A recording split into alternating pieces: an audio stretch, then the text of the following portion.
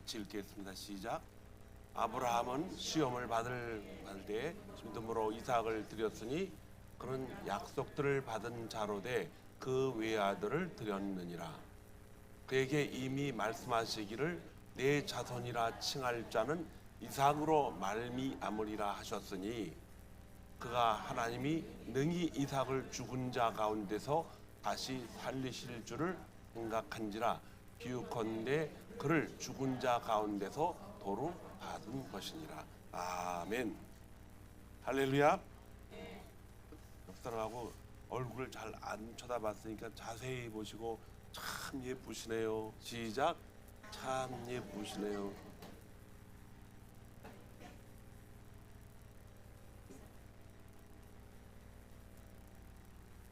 그 옆 사람 얼굴을 쳐다보랬더니 먼 산을 바라고. 옆 사람 얼굴이 꼴드배기 싫어요? 다시 한번 자세히 눈을 좀 마주치고 자, 참 예쁘시네요. 시작.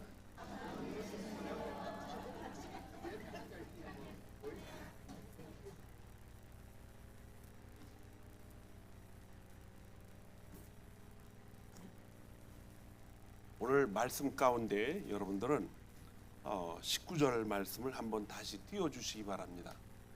이 말씀이 굉장히 중요하기 때문에 19절만 읽습니다. 시작. 그가 하나님이 능히 이삭을 죽은 자 가운데서 다시 살리실 줄로 생각한지라 비유컨대 그를 죽은 자 가운데서 도로 받은 것이니라. 아멘. 요즘 수요일마다 아브라함에 대해서 창세기를 가지고 많은 분들이 배우고 있습니다. 이 아브라함의 그 일정을 삶을 바라보면서 우리는 그의 많은 잘못된 것도 보고 또 그가 그렇게 믿음을 가지고 있고 언약을 가진 사람이 어떻게 이렇게까지 행동을 하나라는 의문도 갖고 있지만은 그가 믿음을 아주 절정에 이를 때에 표시한 사건이 바로 이삭을 모리아산에 가서 바친 제사로 끝이 납니다. 그런데 그 모리아산은 지금 예루살렘이 지어진 바로 그 자리인데 아브라함이 모리아산까지 가라고 하나님 명령하신 것은 거기서 제사를 지내라고 한 중요한 사건이기도 합니다. 많은 사람들이 아브라함의 생애를 읽고 또 확인하면서 성경은 그 아브라함이 우리가 본받아야 할 믿음의 조상이다 이렇게 표현을 합니다. 믿음의 조상이라는 뜻은 아브라함이 가지고 있는 믿음을 통해서 우리도 그를 본받아야 되고 그 안에서 하나님이 주신 믿음이 무엇인가를 깨달아야 된다는 것입니다. 그래서 아브라함이 가지고 있는 믿음은 굉장히 중요해요. 여러분과 제가 믿음 생활을 하면서 자꾸 혼선이 생기고 이 믿음이 뭔가라는 것을 볼 때 이걸 정확하게 깨닫지 못하면은 믿음 생활을 잘못하면 신앙생활하는 것이 아무런 의미가 없게 됩니다. 근데 오늘 말씀 가운데 이 말씀이 들어 있습니다. 아브라함의 삶을 전체적으로 표현하는 것인데 그가 하나님이 능히 이삭을 죽은 자 가운데서 다시 살리실 줄로 뭐했다? 생각을 했다. 비유컨대 그를 죽은 자 가운데서 도로 받은 것이니라. 근데 아브라함이 생각을 했다라는 말이 굉장히 중요해요. 사람은 무슨 예수 믿지 않는 사람이 그런 말을 했어요. 무슨 존재다? 생각하는 존재다 이렇게 얘기를 했어요. 모든 사람은 생각을 하며 살아요. 생각 없이 살면 큰일 나죠. 그래야 안 해요. 생각 없이 살면은 어린 아이들처럼 불이 예쁘니까는 흔들리고 촛불을 켜놨을 때 그걸 손으로 끌라고 이렇게 하는 것은 뭐예요? 생각이 불에 대한 생각이 없는 거예요. 그래서 한 번 이제 손가락을 뜨겁게 하면은 겁을 내죠. 이 생각은 처음부터 우리에게 갖춰지는 것이 아니라 자꾸 생각이 커지고 확실한 근거 속으로 자꾸 들어갑니다. 여러분들이 무슨 생각을 하고 살아가느냐에 따라서 그 사람이 행동을 그렇게 하는 거예요. 여러분 모두는 생각을 하며 살아가는데 그 생각이 어디에다 근거를 두고 있느냐라는 것은 그 사람의 삶의 행동을 그대로 나타나죠. 늘 싼 것만 찾아다니는 사람들은 어떻게 해요? 생각을 싼 거에다가 집중하고 사는 사람이에요. 집에 사과가 많은데 썩은 사과부터 아까워서 먹는 사람들이 있어요. 그 사람은 늘 가난하게밖에 살 수가 없어요. 사과는 썩지 않은 것부터 먹고 썩은 것은 어떻게 해야 됩니까? 버려서 먹을 생각하지 말고 나무도 좀 먹게 거기다 부어버리는 게 좋지. 그 썩은 사과를 자기가 먹고 나머지도 언제 썩나 기다리며 사는 사람들, 이 생각이 완전히 잘못된 거죠. 물론 다른 사람에게 좋은 사과를 주려고 하는 장사꾼의 마음이 있었으면 좋은데 그 장사꾼은 좋은 사과는 어떻게 해요? 그냥 주는 게 아니라 팔으려고 돈을 받고 주려고 그러기 때문에 생각이 전혀 틀립니다. 집을 살려고 하는 사람들은 무슨 생각을 가지고 있어요? 싸고 좋은 집. 그래서 집이 누가 뭐 판다고 내놓으면은 항상 다른 사람 관심이 없는데 팔려고 하는 사람들도 거기 없어요. 그런데 살려고 하는 사람은 그 집을 어떻게 해요? 일단 내려서 저 집 가보자고. 그 시간을 거기다 막 버리는 거예요. 왜? 생각을 거기다 쏟고 있기 때문에. 배가 고픈 사람은 차를 타고 가다 배가 고프면 어떻게 됩니까? 반드시 먼저 도착 지점에 가는 것보다는 중간에 식사를 하고 가야 돼요. 왜? 배가 고픈 생각이 자꾸 나니까. 그런데 이 배고픔의 생각을 누가 만들어줘요? 우리 안에 있는 몸이 자꾸 배고프게 만들어주는 거예요.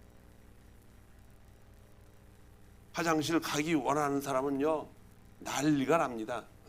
중간에 길 가다가도 그냥 차 옆에다 세워놓고 어떻게 해요? 안 보는 데서 그냥 뭐 화장실 봐야지. 근데 그렇게 끝난 다음에 화장실 생각이 납니까? 안 나죠. 생각이 안 나요. 이 생각이 난다는 것은 자기 안에 육체에서 뭔가 그것을 생각해낼 수 있도록 자꾸 요청이 들어오는, 이건 굉장히 자연스러운 생각이에요. 그래서 그 사람이 어떤 행동을 한다는 것은 무슨 생각을 하고 있다라는 증거입니다, 여러분. 무슨 말을 한다는 것은 그 사람이 자기 머리에 그 생각이 떠오르기 때문에 말하는 것이지 갑자기 준비를 했다가 말하는 게 아니라는 거예요. 때로는 우리 삶 속에서 반드시 행동을 하게 만드는 출발점이 반드시 있어요. 그러나 생각이 나도 그냥 스쳐 지나가는 생각도 많이 있습니다. 그걸 말로도 하지 않고 그냥 상상도 할 수 있고 또 판단도 하지만은 행동으로는 옮기지를 못해요. 왜? 그걸 행동으로 옮길 때는 자기 생각에 뭐가 있어야 된다? 반드시 옮길 수 있는 근거가 자기 안에 있어야 된다는 것입니다. 이 근거가 있는 거를 세상 말로는 자기의 가치관이라고 그러고 철학이다 이렇게 얘기를 해요. 그러나 믿음의 사람들은 가치관도 아니고 철학도 아니고 그걸 갖다 뭐라 그러냐? 믿음이라고 얘기하는 것입니다. 그래서 세상이 가지고 있는 믿음과 가치관, 하나님이 아브라함에게 주신 믿음과는 전혀 차이가 있습니다. 전혀 틀려요. 세상 사람들이 이삭을 하나님 앞에 바친 아브라함을 볼 때 저건 뭐다? 미친 행동이다 이렇게 얘기를 해요. 그러나 아브라함이 이삭을 하나님 앞에 바친 이유는 아브라함이 굉장히 여러분과 저보다 똑똑한 사람이에요. 그 사람은 절대로 허술한 사람이 아니에요. 그 사람이 삶 속에서 우르 땅에서 살다가 이제 가나안 땅으로 가는데 나그네 인생입니다. 그런데 하나 데리고 온 자기의 장자의 아들 롯을 같이 데리고 왔어요. 롯이 잘못되면 자기 형님한테 굉장히 마음의 아픔을 주니까는 아주 잘 살아야 되겠다라는 거예요. 그 잘 살아야겠다는 것이 아브라함의 생존의 법칙입니다. 그냥 잘 살아서 살아가는 것이 아니라 살아남기 위해서 자기 가족들을 족속으로 만들고 또 그 족속을 큰 민족으로 만들기 위한 생존의 법칙이 그 안에 가득 차고 있습니다. 그 사람을 아브라함이 가나안 땅으로 옮겼다라고 생각하는 것은 그 안에 그의 생각이 그렇게 될 수 있도록, 생각이 날 수 있도록 누가 지시를 했느냐? 하나님이 그를 지시했다는 것입니다. 아무것도 모르는 그러한 벌판이 있는 그곳에 그가 그냥 갈 수가 없죠. 여러분들도 어디에서 딴 데로 이사 갈 때는 어떻게 해요? 그곳에 살 수 있는가? 직업이 있는가? 교육 환경은 괜찮은가? 다 판단을 합니다. 그렇게 판단하는 이유는 그것이 저와 여러분의 삶의 생존의 법칙 가운데 아주 중요한 것이기 때문에 그래요. 아브라함도 그렇게 생각이 나서 살아간 사람이에요. 그런데 그가 가지고 있는 그 생각이 나는 모든 행동은 하나님이 그를 끌어당겼다는 것이 성경에 아브라함이 그를 믿었다. 하나님을 믿으니 하나님이 그를 의인으로 여겼다라는 것입니다. 그 의인으로 여겼다는 그 의인의 종착점이 하나님이 그에게 뭘 주셨다? 하나님이 생각하고 있는 생명의 믿음을 그에게 주신 거예요. 그 생각이 나는 것입니다. 그리고 이 생각나는 것이 그의 생존 법칙과 맞지를 않습니다. 그래서 그는 실수를 대단히 많이 합니다. 왜? 하나님이 주신 믿음과 자신이 가지고 있는 생존의 법칙에서 생각나는 것과는 완전히 다르기 때문에 그래요. 그래서 실수를 계속 연방 터뜨리죠. 애굽에 가서도 살아남기 위해서 어떻게 합니까? 아내를 팔아 넘깁니다.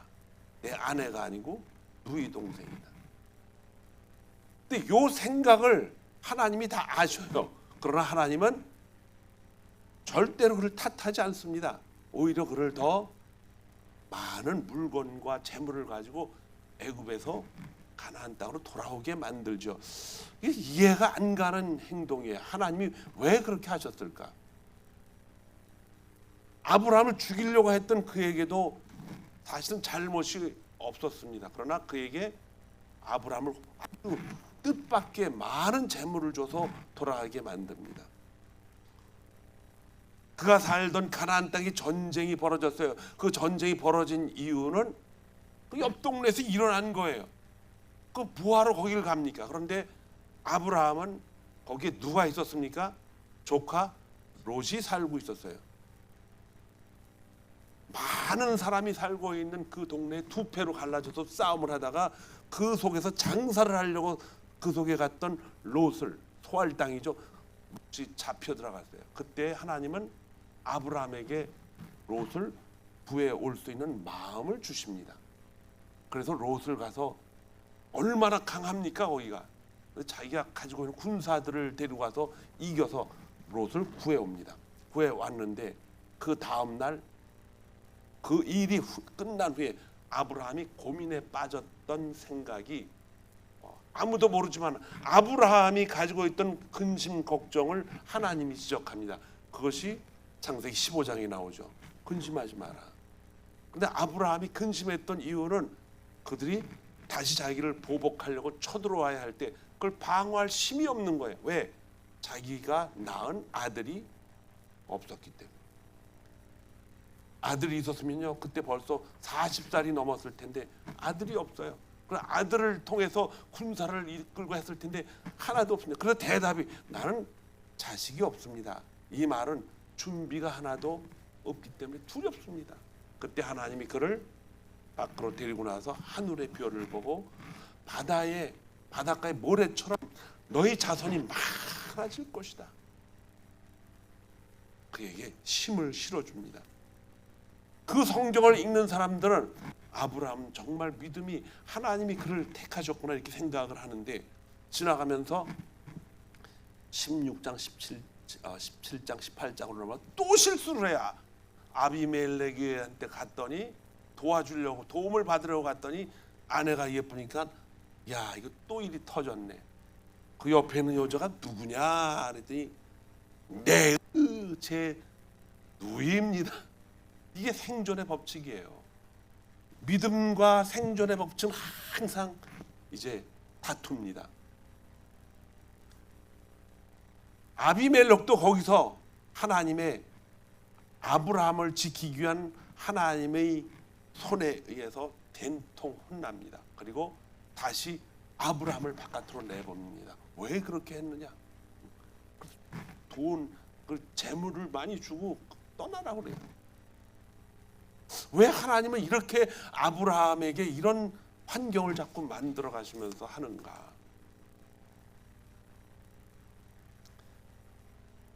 여기서 우리는 이 믿음의 정체성을 여러분들이 알아야 돼요. 믿음이 뭔가?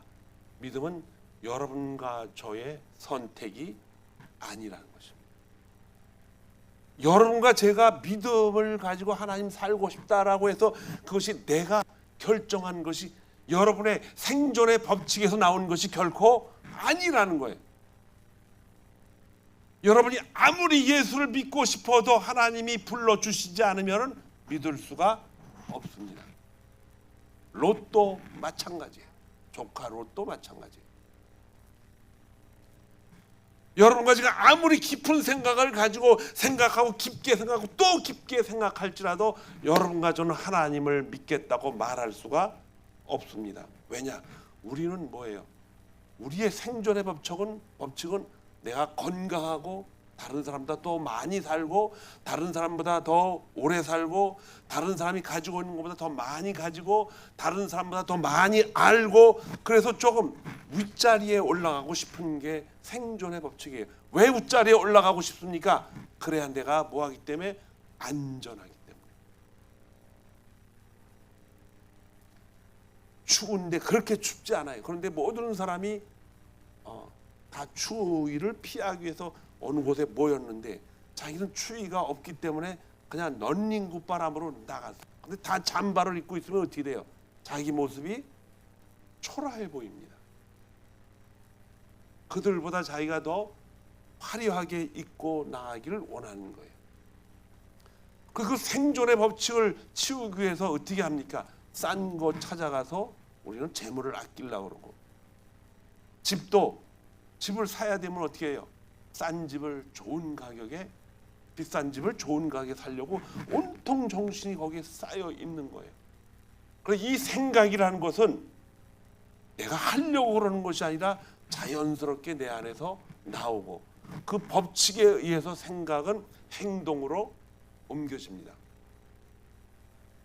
사도 바울은 이것을 아주 정확하게 끄집어냈어요. 믿음과 생각은 우리 육체 속에서 나오는 생각은 다르다. 그래서 사도 바울은 로마서 8장에서 4절부터 육신의 생각은 뭐라 그래요? 사망이고 믿음으로 나오는 영적인 생각은 생명과 거기다 한 글자를 더 붙입니다. 평안이라고 했어요. 믿음의 생각은 생명을 가지고 있지만은 반드시 그것을 밀어주고 또 그 생각을 할 수 있도록 행동으로 옮겨질 수 있도록 하나님이 한 글자를 더 붙여줬는데 그게 뭐냐? 평안이에요. 평안. 육신의 생각은 죽음에 이른다고 이야기를 하고 있습니다. 두려움에 우리는 살아갈 수 있는 그 길밖에 없는 것은 우리가 자동적으로 생각하는 생존의 법칙을 살아갈 때는 항상 뭐가 따르느냐? 두려움, 그거밖에 없어요. 돈을 벌어서 그렇게 평안하게 살려고 애를 썼지만은 사실은 뭐예요? 돈을 벌면 벌수록 두려움이 더 많아집니다. 여러분. 원숭이가 그런 얘기를 누가 만들어냈어요. 원숭이 동네에 나무 하나가 있는데 그 나무 위에 올라가서 있는 자가 원숭이 대장이래요. 그래서 거기 올라가려고 하면 서로 싸우고 핥히고 그냥 끌어당기고 했는데 어떤 등치 좋은 놈이 거기서 탁 때려주고 겁이 나니까 못 올라가는 거예요. 그 등치 좋은 놈이 올라가서 위에 딱 올라갔으니까 원숭이들이 다 밑에 보일 거 아니에요. 기분이 좋단 말이에요. 그래서 다시 내려와야 돼요. 거기서. 왜? 거기 오래 앉아있으면 굶어 죽습니다. 하루 이틀은 그래도 왕이니까 그럴만 할 텐데 내려오면 어떻게 돼요? 죽습니다. 거기 있는 동안 기력이 다 빠져버리기 때문에. 우리 인간이 그렇다는 것입니다. 우리도 믿음이 있음에도 불구하고 생존의 법칙 때문에 우리는 믿음이 항상 어떻게 돼요? 아브라함처럼 흔들려요.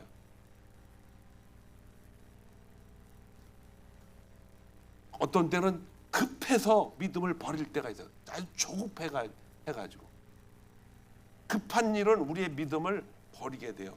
왜? 그것이 생존의 법칙이기 때문에.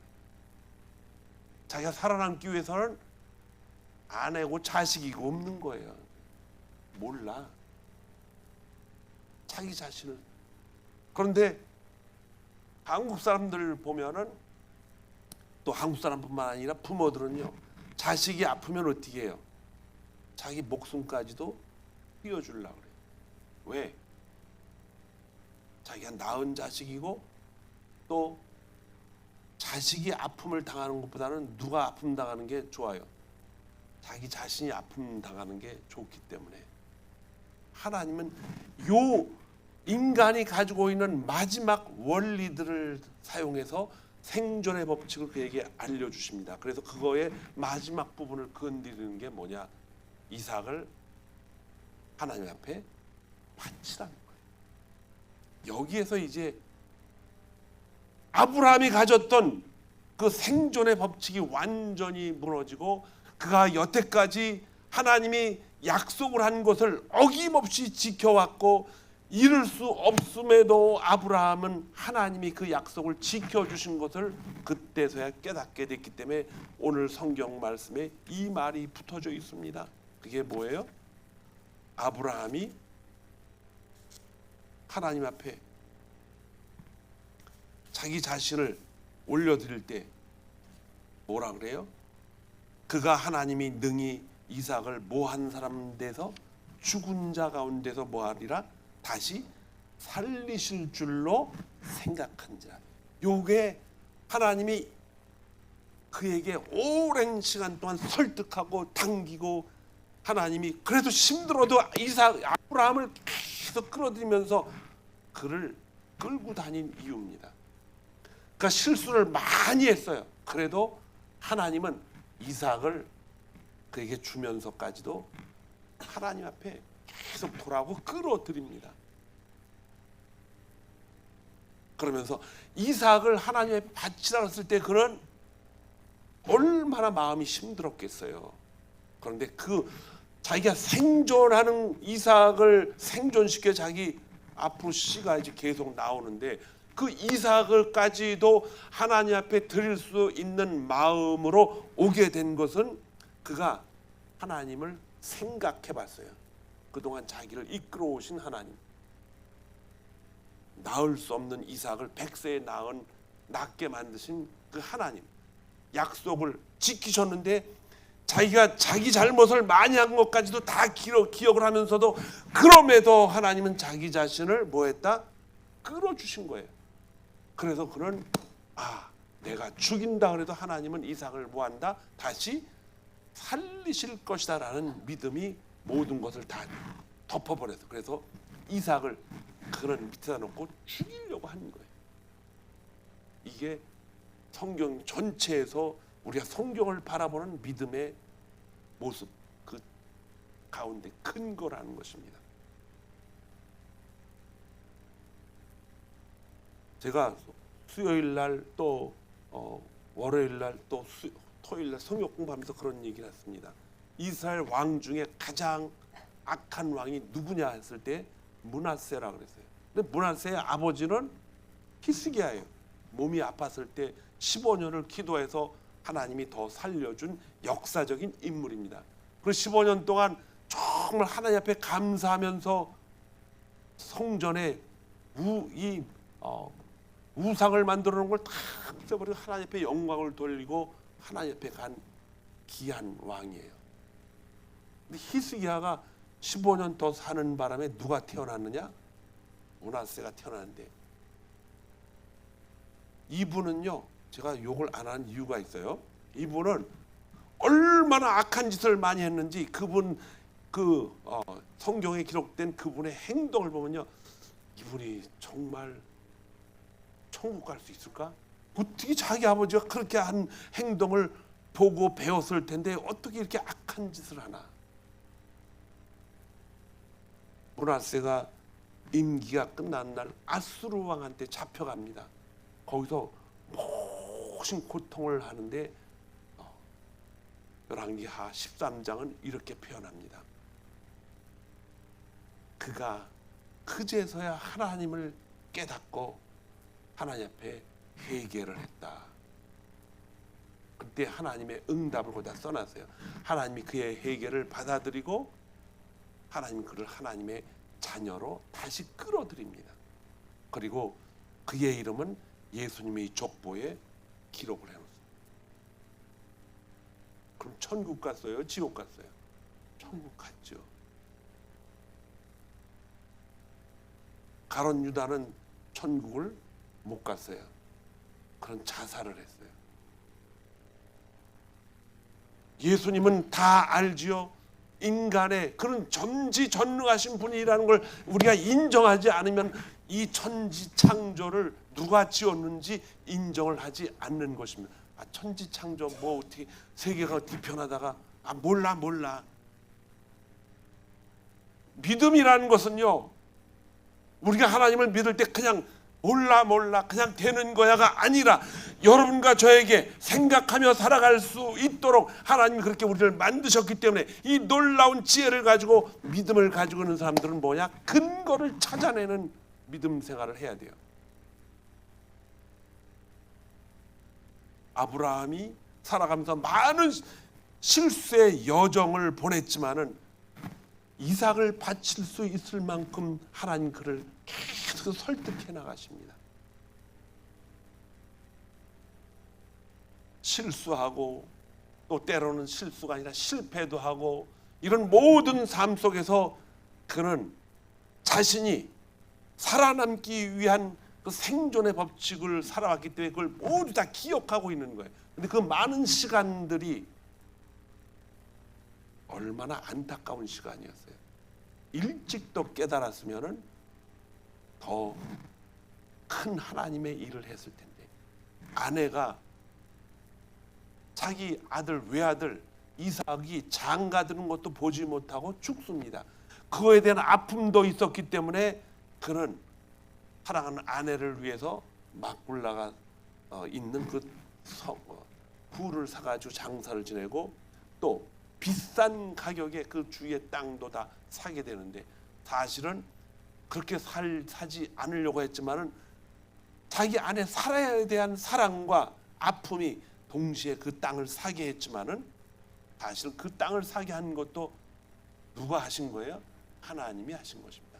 그 땅을 삼으로 인해서 이스라엘이라는 백성이 그곳에서부터 시작이 되는 것입니다.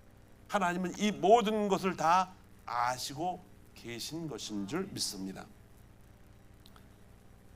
창세기 22장을 보면 아주 신기한 것이 있어요. 네 아들 이삭을 모리아산에 가서 바치라 했을 때 이삭은 아무런 논쟁도 하지 않습니다. 논쟁을 해봤자 결국 그 원인은 누구한테 돌아와요? 자기 자신한테 돌아와요. 하나님 앞에 질문도 하지 않습니다. 그리고 계산도 하지 않아요. 여러분과 저는 계산해요 안 해요? 하나님 앞에 뭘 드릴 때. 저도 계산하는데 여러분들이 계산 안 할 리가 있어요? 목사인 저 자신도 계산을 하는데. 근데 아브라함은 계산을 안 했어요. 그런데 신약 성경 히브리서 기자는 예리하게 그 아브라함의 마음을 통찰합니다. 그가 한 가지 계산한 게 있어요. 그게 뭐냐? 이삭이 죽으면 하나님은 반드시 뭐 할 것이다? 살리실 것을 그가 뭐했다? 믿었다는 것. 이게 믿음의 마지막 부분입니다. 하나님이 준비하실 것이다. 왜냐하면 실수와 실패하는 모든 과정 속에서 아브라함은 하나님이 어떤 분인지 정확하게 깨달은 것입니다.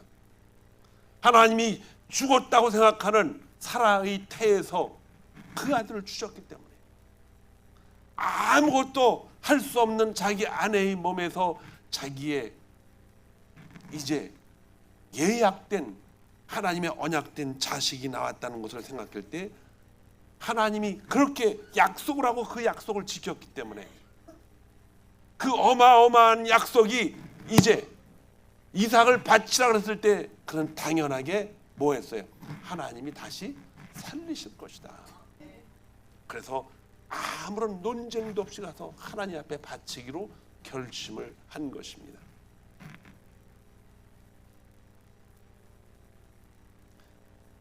역대하 33장 12절에 보면 말년에 바벨론으로 끌려간 므낫세도 이렇게 기록이 되어 있습니다.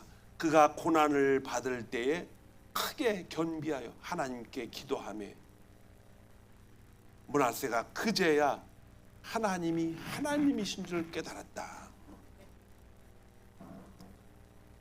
우리도 신앙생활 하면서 믿음이 많다고 하지만 사실은 믿음을 완성하는 단계는 계속 살아가면서 결정이 될 줄로 압니다. 여러분은 저는 아브라함의 이야기가 바로 우리들의 이야기입니다. 오랜 시간 동안 하나님은 아브라함을 계속 끌고 가면서 그에게 이삭을 바칠 수 있는 그 사건은 하나님이 아브라함도 아들 한 사람을 너한테 준 아들 한 사람을 죽일 때 그 아브라함의 마음이 얼마나 아팠겠어요. 그러나 믿음은 때로는 이 아픔을 요청합니다. 자기의 가장 귀한 것을 하나님 앞에 드려야 되는 아픔이 그에게 있어요. 그러나 믿음은 그것을 훨씬 더 능가하는 하나님의 근거가 있다는 것입니다. 그 근거를 우리가 가지고 살아야 돼요. 그 근거를 여러분과 제가 발견하지 않으면 신앙생활은 항상 예배드리고 와서 찬양하고 그냥 식사하고 얘기 조금 하다 가는 거예요. 목회자는 여러분에게 이 근거를 가르치려고 교회 오면 제가 뭐 다른 사람처럼 웃기는 얘기를 할 수 있어요. 웃기는 얘기 이제 다 잊어버렸어요. 저도 못해요. 이제 설교 시간마다 간절하게 그리고 통곡하며 이야기하는 말씀이 뭐냐? 하나님이 여러분과 저를 하나님 나라를 우리 안에서 뭐 하려고? 회복시키려고 계속 우리를 끌고 가고 있다는 거예요.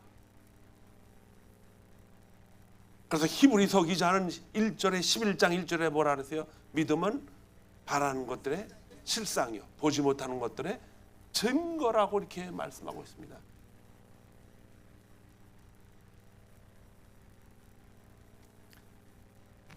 하나님은 우리의 실패보다 훨씬 더 멀리 보시고 그 실패까지도 생각을 하시고 우리를 이끌어 가십니다.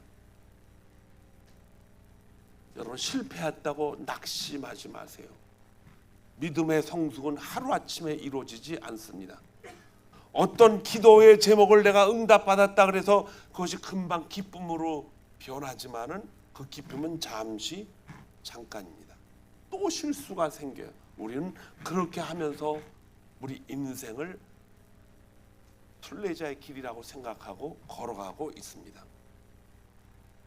믿음의 성숙은 하루아침에 이루어지지 않기 때문에 하나님은 저와 여러분의 약점을 다 알고 계십니다. 그게 뭐냐? 생존의 법칙이 우리를 잡고 있다는 것입니다. 그 생존의 법칙은 사람마다 다릅니다. 어떤 사람은 명예를 끝까지 지키려고 그러고 어떤 사람은 물질을 끝까지 지키려고 그러고 어떤 사람은 건강을 끝까지 지키려고 그러고 어떤 사람은 자기의 직업을 어떤 사람은 자기의 재산을 끝까지 지키려고 하는 것이 사람마다 다 다른 생존의 법칙에서 밖으로 나오는 하나의 표징입니다. 표현이에요. 사인이에요. 그게. 저와 여러분은 어떤 생존의 법칙을 가지고 있습니까? 생각이 나야 돼요. 그런데 여러분, 우리의 생각은요, 늘 우리가 평생을 우리 육신을 가지고 배우고 경험하고 친구로부터 배우고 사회에서 경험을 많이 했기 때문에 못 버립니다. 그거.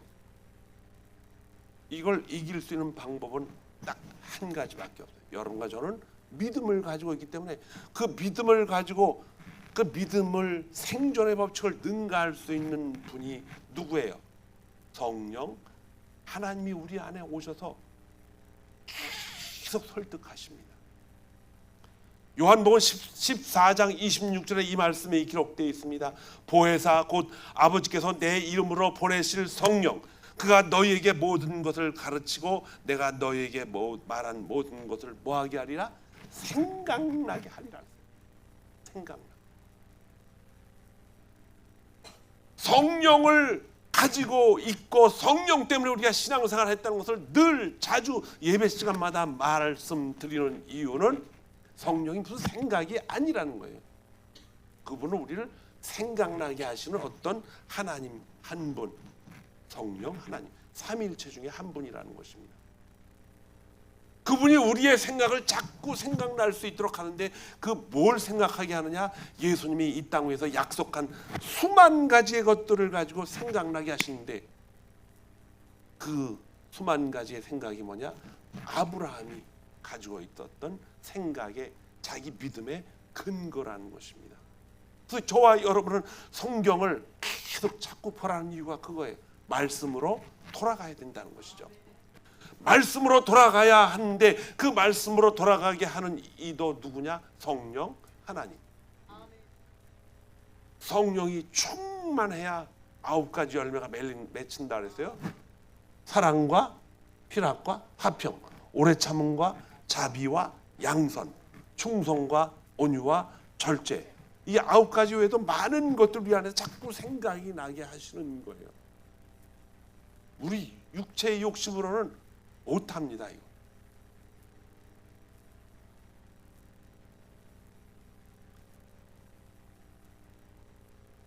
내가 너희에게 말한 모든 것을 생각나게 하리라 하신 것은 하나님의 우리에게 주신 언약이에요. 언약. 아브라함이 히브리서 기자가 그가 하나님의 모든 약속을 생각컨대라고서 하나님이 다시 살리실 것으로 생각하고 있다라는 것은 그가 하나님의 언약을 계속 지켜봤기 때문에, 자기의 잘못도 지켜봤기 때문에, 자기의 실수도 지켜봤기 때문에, 그럼에도 불구하고 하나님이 자기를 이렇게 귀한 아들을 주셨기 때문에 그 아들을 다시 달라고 그러는 하나님이 그가 다시 살리실 것도 자기는 생각하는 거예요. 왜? 하나님이 너를 통해서, 사라의 몸을 통해서 이 별처럼 바다의 모래처럼 많은 민족이 족속이 태어날 것이라는 걸 믿었기 때문에. 그분이 누구입니까? 예수 그리스도입니다. 예수 그리스도의 족보를 보면요, 굉장히 희한한 사람들이 많이 있어요. 기생 라합도 있고, 거기에 유대 지파의 유다 이름도 들어있는데 유다도 결코 그렇게 좋은 행실을 가지고 있는 사람이 아니에요. 우리가 생각하고 결정 내려야 될 것은 뭐냐? 하나님의 믿음을 가지고 있다는 것은 우리의 도덕적인 어떤 것을 완벽하게 갖추는 하나님의 뜻이 아니라 하나님이 우리에게 주신 약속을 얼마나 기억하고 그 약속을 따라서 살아가는 것이 바로 뭐다? 믿음이라는 거예요. 믿음. 12월이 다가옵니다. 내일부터. 이제는 바꾸셔야 돼요, 여러분. 내가 뭘 잘해가지고 하나님 앞에 복을 받는 것이 믿음이 아니라, 믿음이 뭐냐? 하나님이 나에게 말씀을 통해서 약속을 하셨는데 그 약속이 뭘까? 그 약속을 찾아가지고 그 약속을 붙잡고 살아가야 아브라함의 믿음이 자꾸 생각이 나는 것입니다. 그러기 위해서는 어떻게 해야 돼요? 자꾸 말씀을 대해야 돼요. 말씀을 깨달아야 돼요. 말씀을 내 것으로 만들고 그 말씀이 하나님의 약속이라는 것을 기억해야 됩니다, 여러분. 하나님이 정하신 약속은 반드시 이루어집니다. 왜냐? 이삭을 바칠 때에 그 아픔을 아브라함이 얼마나, 여러분과 저는 그진 못합니다. 못해요. 어떻게 아들을, 그 아브라함이 아마 그 말을 하고 싶었는데도 그 얘기를 못했어요. 왜? 그래서 하나님이 다시 살리실 거예요. 이게 미친 믿음이에요. 미친 믿음. 그런데 그는 그걸 실제로 경험했어요. 자기 아내가, 자기가 90살이고 100살이고 아내는 90살이에요. 그런데 그 아내가 자식을 낳기 때문에 아브라함의 눈이 이렇게 뱁새 눈이었다면 그때 아마 둥그런 눈으로 표현했을 것 같아요.